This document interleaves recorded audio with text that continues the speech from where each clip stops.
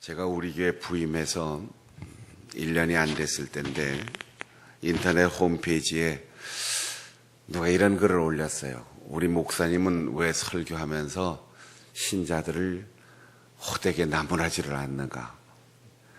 너무 좋게 신자들을 대한다는 거지. 야단 좀 쳐야지 되는데 왜 야단을 안 치는가? 그래서 제가 답변을 했습니다. 내가 인상을 쓰지 않고 목소리를 높이지 않아서 그렇지 가만히 들어보세요. 매일 나무라고 있습니다.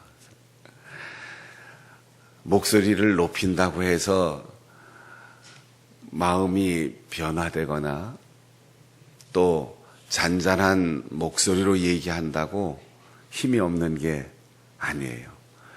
목소리를 높이면 좋은 이야기보다 좋은 관계보다 상처를 입고 관계가 깨어질 수 있어요. 하나님의 말씀은 우리에게 세미하게 들려옵니다. 진정한 사랑은 목소리를 높이는 것이 아니고 간절한 태도로 얘기하는 거예요. 우리가 부부간에 부모와 자녀, 형제, 교회 성도들과의 관계 속에서 자꾸 관계가 나빠지고 다툼이 일어나는 이유는 시간적인 개념에서 조금만 더 기다리면 되는데 조급하기 때문이에요. 그리고 너보다 내가 옳다라고 하는 우월감 때문입니다. 도저히 이해 안 되는 저 사람, 도저히 내가 용납할 수 없는 그 일, 그렇게 판단하는 내가 절대자가 아니라는 사실을 생각해야 돼요. 목사가 보고 판단하는 일이 다 옳을 수 없습니다. 선생님이 제자에 대해서 한눈에 다 볼 수 있지만 그렇다고 100이면 100 다 옳게 판단하는 거 아니에요. 지나가고 보면 그 사람이 틀린 줄 알았는데 내가 잘못 생각했다는 것을 아주 오랜 시간이 지난 후에 발견할 수 있어요. 내 주변에 일어나는 일에 대해서 저렇게 하면 안 되는데 그 사람은 그렇게 결정했지만 내 생각은 다른데 그럴 때도 기다려보면 내가 성급했을 때가 있어요. 목사님은 왜 나무라지 않고 호되게 야단치지 않습니까? 이렇게 질문하는 분들이 가끔 있는데 목사에게도 오류가 있을 수 있고 아무리 좋은 의도로 얘기해도 목소리를 높이면 그 옳은 소리도 그 사람에게 상처가 될 수 있어요. 그리고 관계가 나빠지면 한순간 스쳐 지나가는 만남이나 내가 세미나 강사나 부흥 강사로 왔다 일주일 만에 가는 게 아니고 우리가 죽는 날까지 평생 함께 이 길을 가야 하는 가족이기 때문에 기다리는 거죠. 명백한 오류, 명백한 불의, 명백한 잘못과 실수라도 부모는 기다려줍니다. 옆 동네 아저씨는 나무라도 내 아버지는 나를 감싸줍니다. 이웃 사람의 이야기는 재미있게 남에게 전할 수 있지만 내 형제의 실수는 누가 알까 무서워서 입 다물고 가만히 그 잘못과 허물과 실수를 고쳐 살기를 기다려주고 격려해 주는 거지요. 우리가 살면서 의롭게 살고 열심히 부지런히 일하면 성공하고 행복할 수 있다. 이게 정답이에요. 거기서 어긋나면 안 돼요. 그런데 결과가 늘 그렇지만은 않습니다. 결과가 그렇지 않다고 부지런하지 말고 대강대강 살아라, 그렇게 가르칠 수는 없어요. 부지런하고 정직하게 살되 결과는 옳다고 해서 늘 성공하거나 부지런하다고 해서 늘 성공하는 것은 아니다. 그러면 왜 의롭게 살고 왜 정직하게 살고 왜 부지런해야 합니까? 좀 더 기다려 봐야지 돼요. 1년을 놓고 보면 실패일 수 있고 그날 하루를 보면 실수 있고 손해일 수 있지만 우리의 인생은 1년 살고 끝나는 게 아닙니다. 하루 살고 끝나는 게 아니에요. 우리의 생애는 한 가지 일에만 매달려 사는 게 아니에요. 언제 어떻게 우리의 환경이 변할지 알 수 없는데 우리의 판단과 우리의 결정과 생각이 전혀 다른 곳에서 그 사람에 대한 평가의 열매를 맺을 수 있어요. 그래서 다투지 말고 비난하지 말고 부딪히지 말고 결정하지 말고 하나님께 맡기고 기다려보는 거죠. 제가 우리 성도들하고는 하지 않은 얘기인데 우리 목사님들 친구들이나 후배들 목회하는 분들하고 만나선 그런 얘기를 해요. 저를 보고 우리 후배 목사님들이 목사님 참 목회하다 보니까 이해가 안 되는 사람이 있어요. 아무리 마주 앉아 얘기하고 설명해도 설득이 안 되는 사람이 있어요. 도대체 그런 사람이 왜 교회를 나왔을까요? 거듭나고 구원받아 하나님의 자녀가 됐다는데 어떻게 그런 마음씨를 가지고 살아갈까요? 그럼 제가 한결같이 대답하는 게 기다려봐. 그 사람에 대한 판단은 목회자가 볼 때 참 속 썩이는 사람, 목회자를 괴롭히고 힘들게 하는 사람, 옳은 마음을 가진 사람이 아니다 이렇게 판단돼도 긴 세월 지나가면 그 사람을 만나게 하심으로 하나님이 나를 성숙하게 하셨구나. 그런 사람이 있어서 나로 하여금 조심하고 기다리고 하나님을 의지하게 하셨구나. 그걸 깨달을 때가 있어. 그러니까 목회를 1년 하고 그만둘 거 아니고 그 교회에서 한 번 목회하고 3년 만에 은퇴하고 종신할 거 아니면 기다려봐. 하나님이 왜 그런 사람을 만나게 하셨는지, 하나님이 왜 그런 관계 속에 우리를 몰아넣으셨는지 알 거야. 그렇게 이야기할 때가 있어요. 또 하나, 목회자들을 보면서 주변에서 염려하는 사람이 있어요. 저렇게 승승장구하고 저렇게 목회도 잘하고 목회한 지 얼마 안 됐는데 큰 교회 청빙받아서 목회할 때 재미있을 것 같고 남들이 볼 때 폼나게 목회하는 것 같은데 그런데 위험할 것 같아요. 기다려봐. 당신이 염려해 주지 않아도 그 교회 신자들이 그 사람을 힘들게 하지 않아도 하나님이 사랑하시는 사람은 하나님께서 연단하시고 만들어 가시니까 걱정하지 말고 놔둬봐. 하나님이 다 길러주시고 하나님이 다 만들어 주시니까 목사를 위해서 옆에서 염려하지 마라. 가만히 둬. 기다려봐.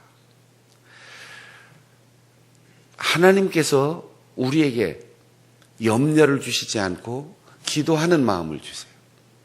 하나님께서 우리에게 걱정을 주시지 않고 불쌍히 여기는 마음, 긍휼히 여기는 마음, 위로하고 격려하는 마음을 주시는 거예요. 하나님께서 우리에게 비판하는 마음, 비난하고 판단하는 마음을 주시는 것이 아니고 따뜻한 우정과 그리고 그를 붙들어주는 동료 의식을 주는 거예요.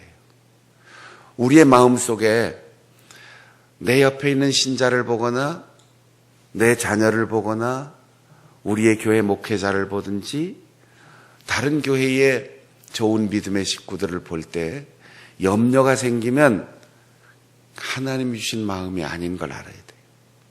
비난하고 비판하고 누가 틀렸다라고 판단하는 마음이 생기면 그 하나님으로부터 온 마음이 아니에요.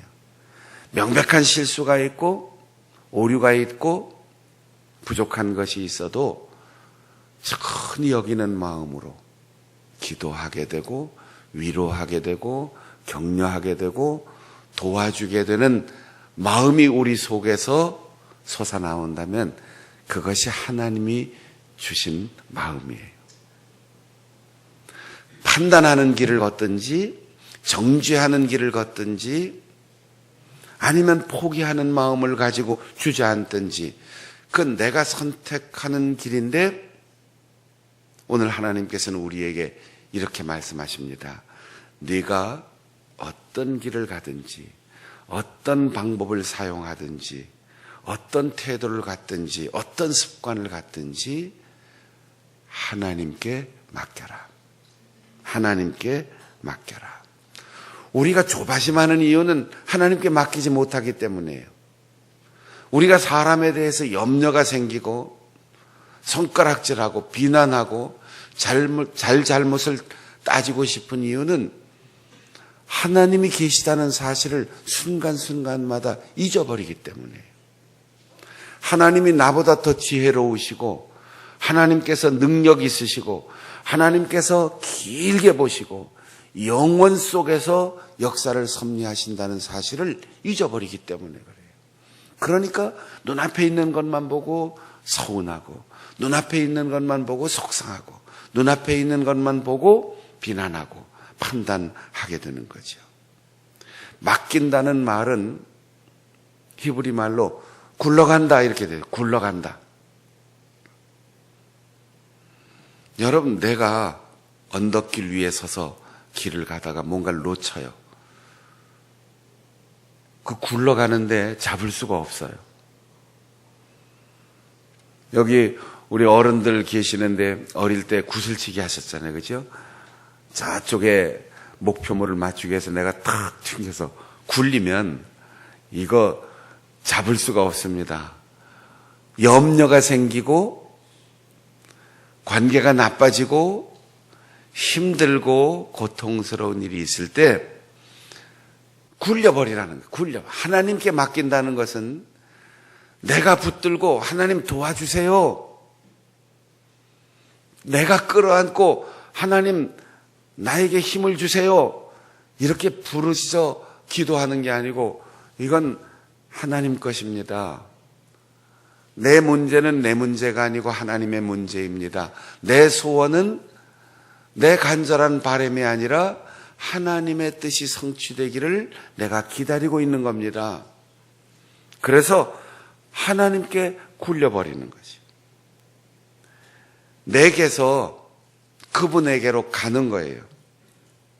우리가 신뢰한다라고 할 때, 믿는다라고 할 때 내가 내 구원을 이루기 위하여 어떤 행위를 하는 게 아니에요.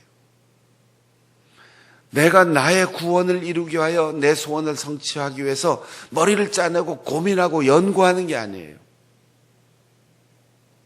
내가 죄인임에도 불구하고 내가 내 스스로를 깨끗하게 할 수 없음에도 불구하고 내가 하나님의 은혜를 받을 자격이 없다는 사실이 분명함에도 하나님은 나를 구원해 주시고 하나님은 나를 깨끗게 하시고 하나님은 나를 받아주신다 믿고 내 구원의 문제, 내 죄의 문제, 내 허물과 실수와 연약함과 모든 죄악의 문제를 하나님께 맡기는 거예요. 그래서 어제 첫째 날 본문에 주님께서 말씀하셨습니다. 조그만 문제는 네가 해결하고 큰 문제만 가져와라. 그러지 않았어요. 의로운 일, 선한 동기를 가지고 보람있고 멋진 일 나하고 같이 하자. 네 실수는 네가 알아서 해결해라. 그러지 않았어요. 수고하고 무거운 짐진 자들아, 다 내게로 오라. 다 내게로 오라. 내가 너희를 쉬게 하리라. 우리는 다 맡기는 거예요. 끝까지 맡기는 거예요. 그러면 주님께서 온전하게 해결해 주실 겁니다.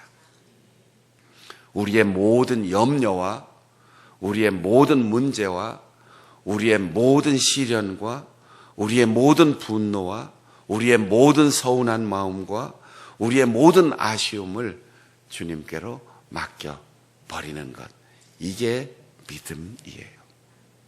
우리는 알기는 잘 알아요. 성경 구절을 잘 암송해요. 남의 일에 대해서 누가 그러면 기도해. 잘 아는데 자기는 안 하는 거죠. 아는 것이 아니고 의논하는 것이 아니고 넘겨버리는 거예요. 여러분 지금 마음에 어떤 짐이 있습니까? 그 사람에 대해서 어떤 생각을 가지고 있습니까? 그 일에 대하여 어떤 판단을 가지고 있습니까? 사람이 여러 가지 생각할 수 있어요. 자기 입장에서 볼 수도 있고 판단도 생각날 수 있어요. 그런데 이게 입술로 나오는 순간 내가 하나님이 되는 거죠. 그를 쓰시고 그를 붙드시고 그를 이끌어 가시는 하나님이 보이지 않으니까 사람에 대하여 정죄하게 되고 비난하게 되는 거죠.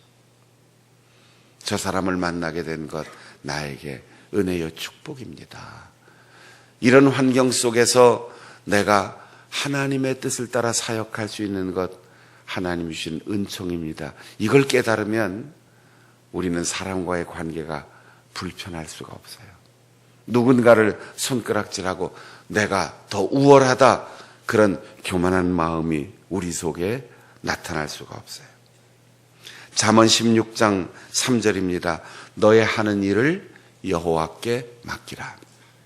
그리하면 네가 경영하는 것이 이루리라.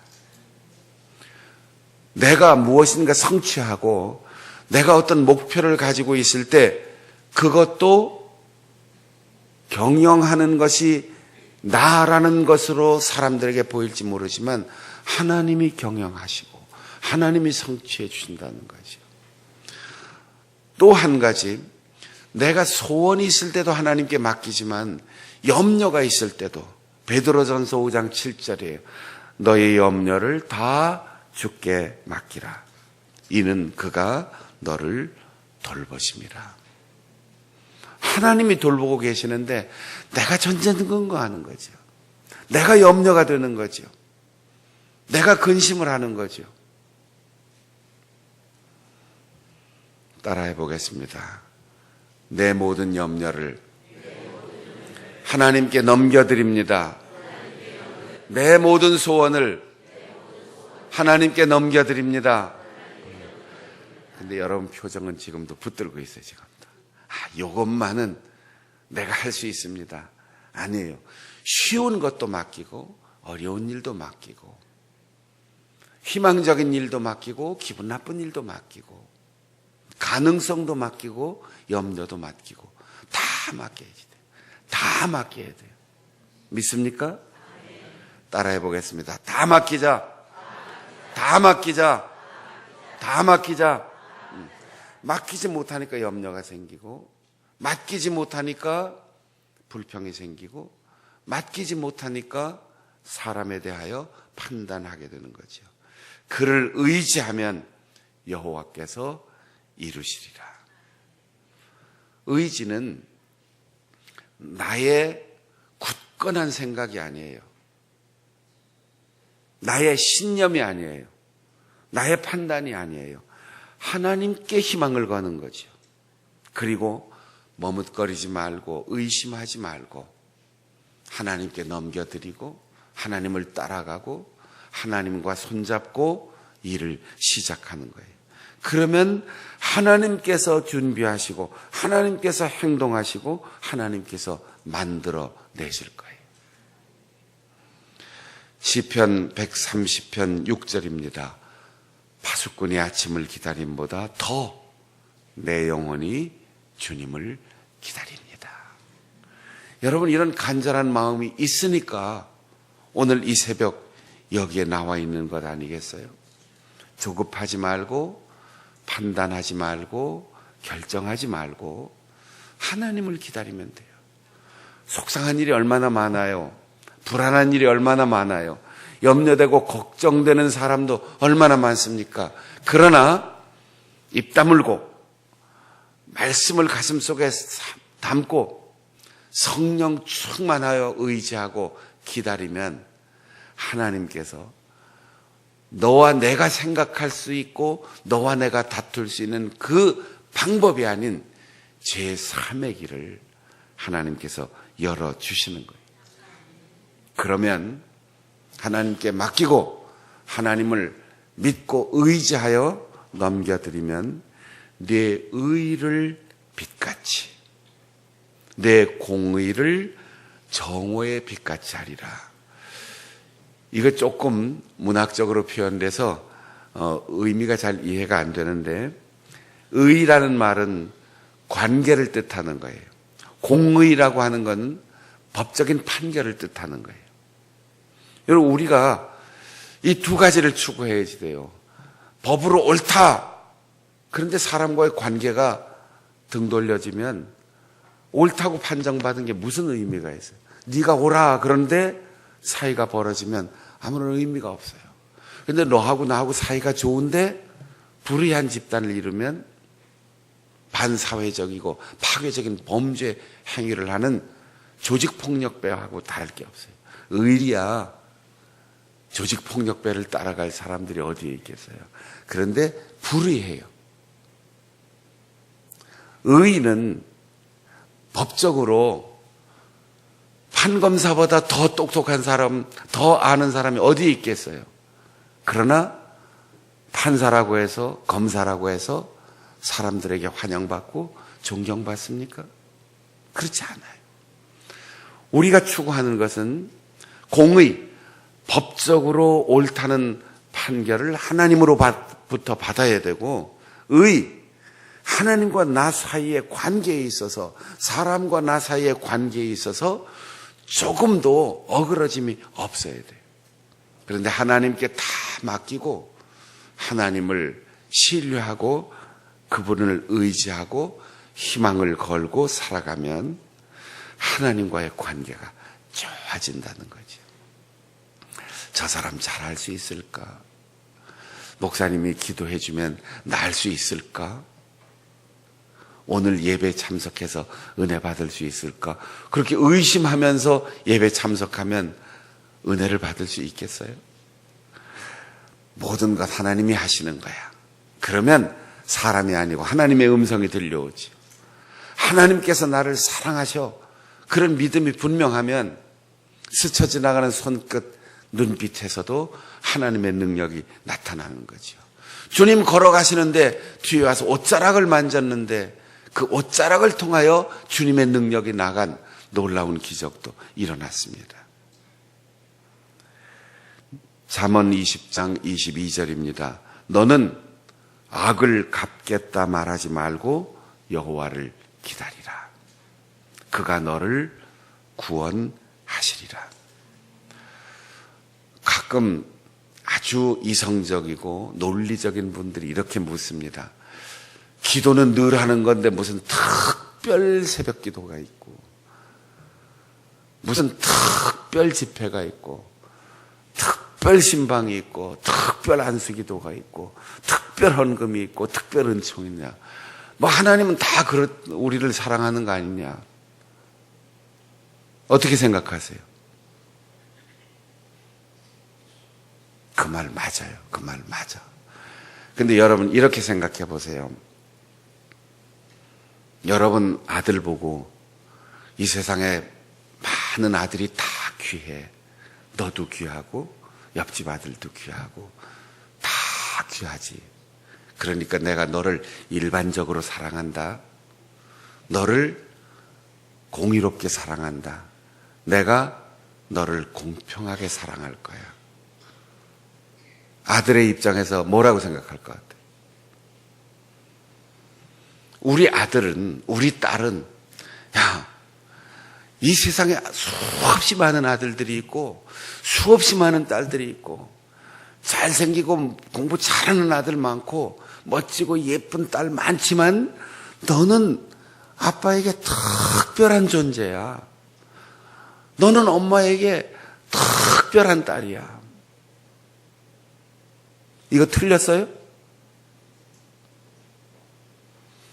우리 직장 다니는 분들, 대한민국 모든 국민들이 받는 모든 월급대로 보편적으로 받고 평등한 월급 받으며 살고 싶습니다. 맞죠? 그럼 특별 보너스 나온다고, 성과가 좋아서 우리 회사에서 이번에 특별 보너스를 드립니다. 난 특별 싫은데. 특별 보너스 안 받으실 거예요?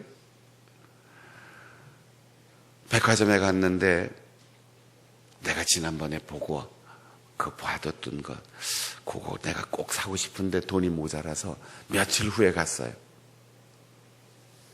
그게 없어졌어. 엄청 섭섭해서 그거 내가 그날 보고 사고 싶어서 돈을 준비해가지고 왔는데, 그때 그 백화점 매장 직원이 당신만 위해서 이걸 오래 놔둘 수가 없습니다. 여기에 드나드는 모든 고객님들에게 기회를 골고루 다 줘야 되기 때문에 먼저 온 사람이 가져갔습니다. 맞잖아요. 그죠? 그런데 생각과 밖에 그 직원이 그날 사모님께서 오셔서 굉장히 마음에 들어 해서 혹시나 하고 제가 안에다가 특별히 넣어놨다가 딱 하나 남았는데 특별히 드립니다. 기분 나빠요? 기분 나빠요? 우리는 특별한 존재예요.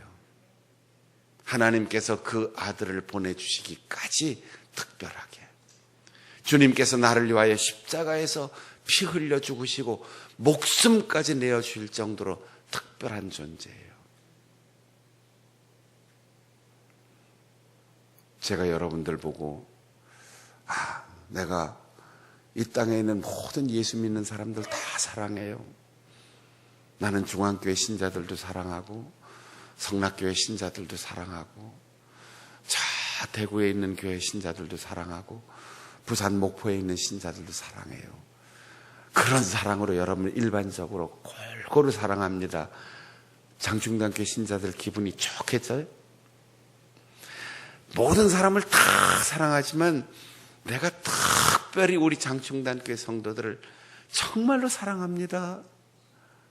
안 믿는 것 같아.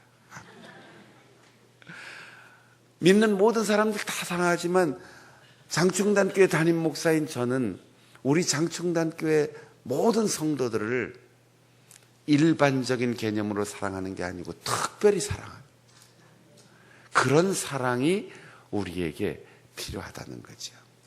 자, 옆에 있는 분들에게 이렇게 얘기해 줍시다. 당신은 특별합니다. 당신은 특별합니다. 하나님이 특별히 사랑하십니다.